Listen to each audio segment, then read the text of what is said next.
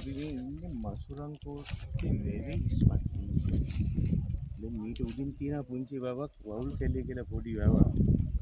යම් ප්‍රතිසංස්කරණ කටයුතු ටිකක් කරන්න තියෙනවා. දැන් ඊ වැවෙන් එන වතුර එන්නේ මසුරන් කෝට්ටේ මහ වැවට. ඉතින් අපි විදිහේ මේ මසුරන් කෝට්ටේ මහ වෙරි ඉස්මතු. එතකොට මේ අපිත් එක්ක මේ තියෙන්නේ සම්පූර්ණයෙන්ම තුන් හිරියා පංගාලක් තමයි තියෙන්නේ. මේ මසුරන් කෝට්ටේ වටේට මේ වගේ තුන් හිරියා පංගාලකින් තියෙනවා. දැන් මේක තමයි කරණි එල්ලංගා පද්ධතිය පෙරහන කියලා කිව්වේ මේකට තමයි.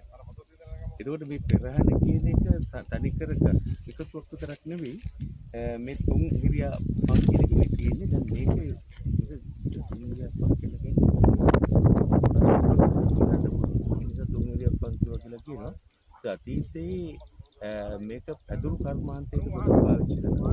දැන් මෙතන අපිත් එක්ක ඇවිල්ලා ඉන්න බොයිවාහන කියන අතීතයේ මේ පං කපන්න වෙනම තරංගයක් තිබ්බා කියලා. කියන්නේ මේ ගම් වල හිටපු කාන්තාව පැදුරු කර්මාන්තයෙන් ඒ ජීවිකාව කරගත්ත කාන්තාව අතර ලොකු තරංගයක් තිබ්බා කියලා කියන්නේ. ඒ අය යම් කොටස් වෙන් කරගෙන හිටියා කියලා කියනවා. මේ වැව ඉස්පත්තේ මේ මගේ කොටු කෑල්ලේ ආදි වශයෙන් ඒක වෙන් කරගෙන තිබුණා. ඒක ජන ජීවිතයත් එක්ක ගොඩක් සම්බන්ධ වෙලා තිබුණු කොටසක් තමයි පෙරහන කියන්නේ. මේ පෙරහනේ තිබුණු වැදගත් කොටසක් තමයි මේ පං ආශ්‍රිතව තිබෙන මේ පං පද්ධතිය. ඉතින් ඒක අර ස්වභාවිකව ජලයේ පෙරිලා රොම් මඩ පෙරිලා පිරිසිදු වතුර තමයි වැවට ගියේ මේ හරහා එන වතුර.